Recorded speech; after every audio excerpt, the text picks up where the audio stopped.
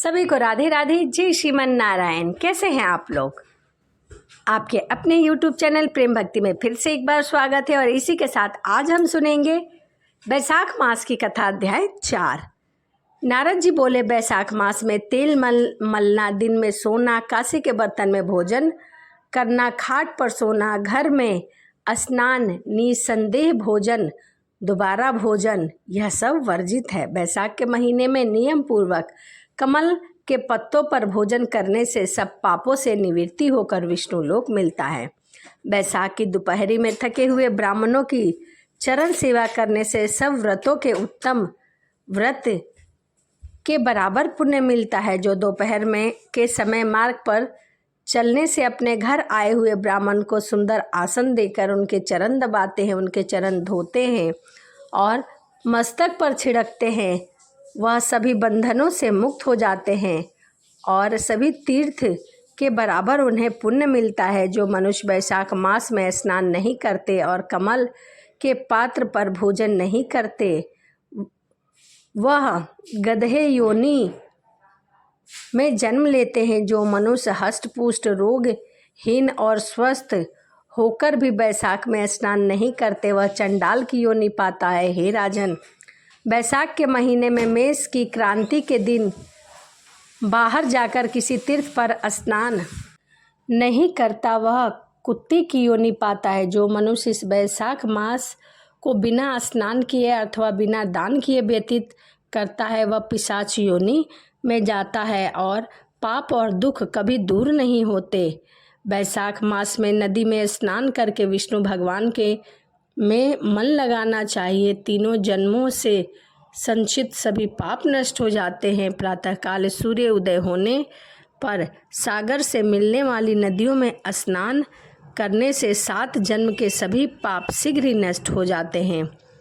बैसाख के महीने में बावड़ी में स्नान करने से बड़े बड़े पाप दूर होते हैं। जो घर के अलग गौ के चरण रखने की जगह के समान जल भरा हो, वहाँ गंगा आदि जल डालकर सब नदी निवास करते हैं, तब बात निश्चय है। जो इस बात को जानता है उनको संपूर्ण तीर्थ से भी अधिक फल मिलता है। हे राजन, रसों में दूध अधिक और दूध में दही अधिक और दही में घृत उत्तम है। ऐसे ही महीनों में कार्तिक मास उत्तम है, कार्तिक से भी अधिक बैसाख मास उत्तम है। महीनों में जो धर्म किया जाता है वह बीज की तरह बढ़ता है। धन संपन्न और पराधीन भी जो वस्तु मिल जाए वह ब्राह्मण को देनी चाहिए। कंदमूल, फल, साग, नमक, गुड़, बैर, छाछ, जो वस्तु दान दी जाएगी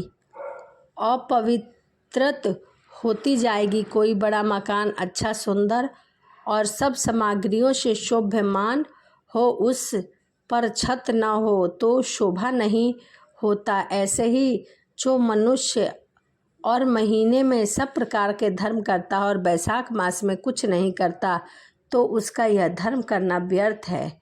जैसे सुलक्षणी स्त्री पिता के विद्यमान होने से ही लक्षणवती होती है, इसी तरह सभी धर्म भी होते हैं। बैसाख में न करने से वह व्यर्थ होते हैं। जैसे दया न होने पर सब व्यर्थ है, वैसे ही बैसाख में धर्म के बिना सब व्यर्थ है। सभी पुण्य बैसाख में ही होने चाहिए। जैसे किसी रूपवती स्त्री का अच्छा श्रृंगार होने पर भी बिना वस्त्र सुहाविनी नहीं लगती, ऐसे ही मनुष्य अनेक प्रकार के धर्म दान कार्य कर ले परंतु बैसाख मास में नहीं करता तो वह शोभा प्राप्त नहीं होता। इसीलिए जैसे प्रत्येक बैसाख में धर्म करना उचित है, वैसे ही मधुसूदन की पूजा करना भी उचित है और स्नान दान भी उचित है। बैसाख मास काफ़ी फलदायक है और इसके मधुसूदन भगवान देवता हैं। तीर्थ यात्रा, तप, यज्ञ, दान, होम आदि सब इसमें हितकारी है। मधुसूदन देवेश बैसाख मास में इन्हीं की पूजा होती है। सर्वप्रथम उठकर नदी आदि में स्नान करके माधव की पूजा करनी चाहिए, सूर्य को जल देना चाहिए। ऐसा करने से पितृ प्रसन्न होते हैं और सभी दोष खत्म होते हैं। बैसाख मास में मेष की संक्रांति में स्नान कर आपको अर्घ देता हूँ, इसे भली भांति ग्रहण कीजिए। इस प्रकार भगवान से प्रार्थना करना चाहिए। बैसाख में होने वाले फूलों से मधुसूदन भगवान की पूजा करना चाहिए और बैसाख मास संबंधित दिव्य कथा सुननी चाहिए। वह कोटि जन्म से संचित पापों से छूटकर मोक्ष को प्राप्त होता है। उसको पृथ्वी, स्वर्ग और पाताल कहीं भी दुख नहीं मिलता। वह सभी सुखों से पुण्यदायी होता है। जो व्यक्ति न स्नान करता है, न दान करता है, वह नरक में जाता है। 1000 ब्राह्मणों की हत्या का पाप किसी तरह दूर हो जाता है, परंतु जो बैसाख में स्नान नहीं करता उसका पाप कभी दूर नहीं होता।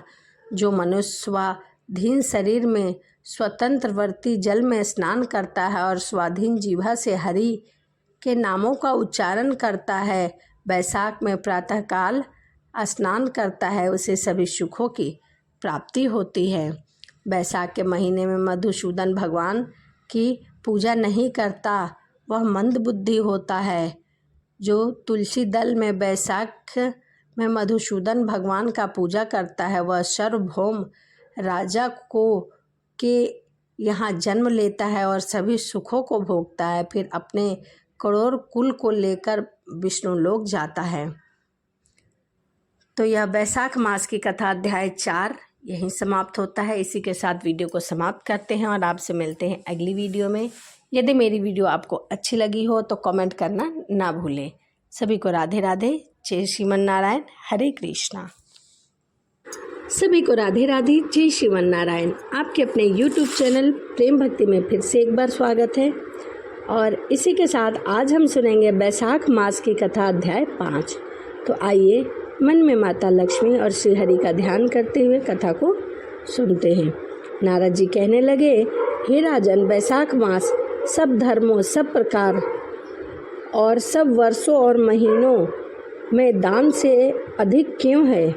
हे महाप्रज्ञ, अब मैं तेरे सामने कहता हूँ, तू ध्यान से सुन। सब युगों का अंत होता है।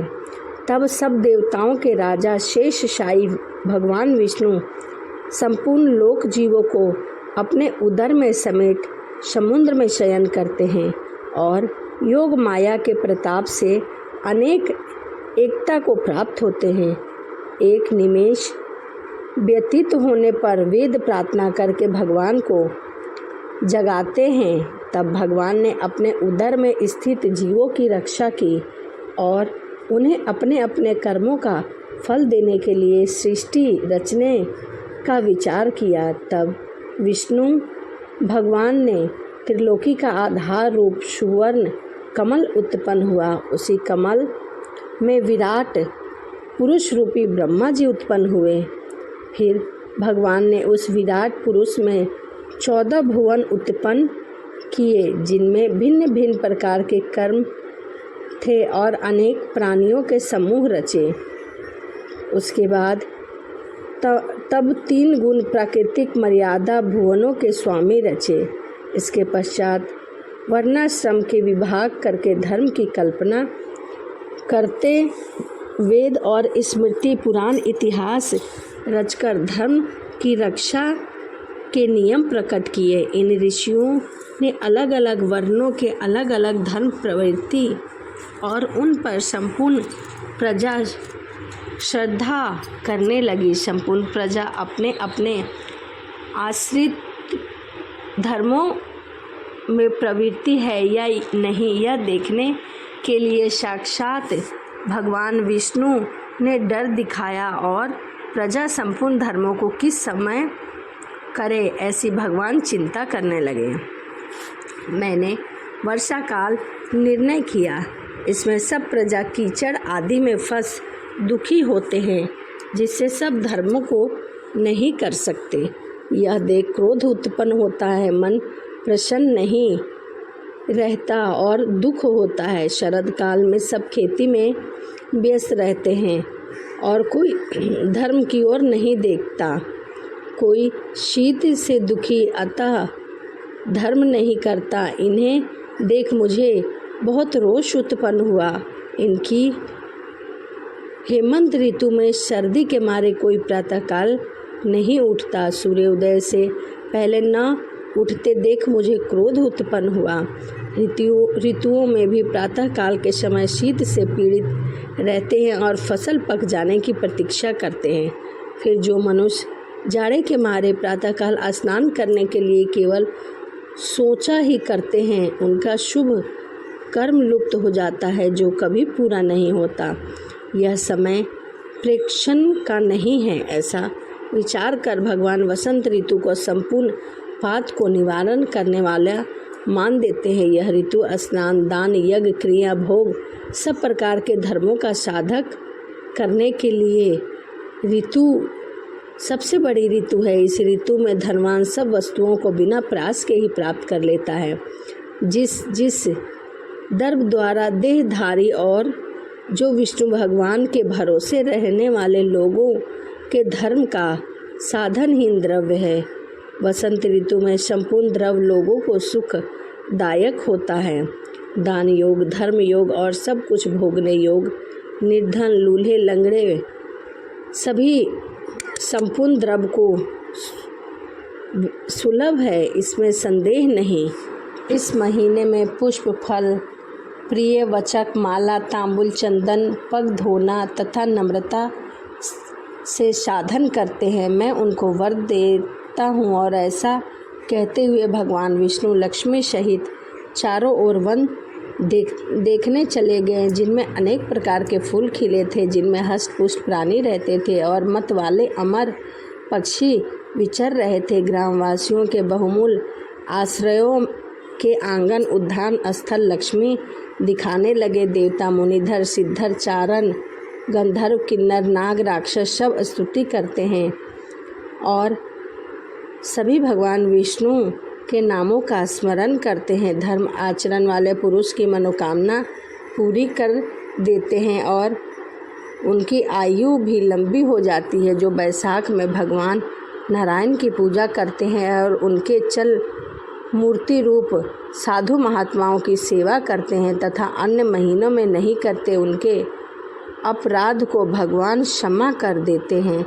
जैसे अपने देश में आए हुए राजा को देख उन देश के निवासी मनुष्य बहुमूल्य भेंट पूजा लेकर राजा की पूजा करते हैं, तब राजा पूजा के आक्रादी द्वारा जान लेते हैं कि बहुमूल्य की क्या सेवा है और जिनकी पूजा सेवा ठीक नहीं, उन्हें दंड देते हैं। ऐसे ही भगवान विष्णु बैसाख मास में अच्छी रीति से पूजा करते हैं, उन्हें मनवांछित फल प्राप्त होता है। उनके धन आदि सब कुछ भगवान विष्णु देते हैं। धर्म के रक्षक देव आदि देव इस प्रकार मनुष्य की परीक्षा लेते हैं, इसीलिए यह महीना उत्तम माना गया है और सभी महीनों में सबसे उत्तम बैसाख का महीना माना गया है। तो यह बैसाख मास की कथा अध्याय 5 था।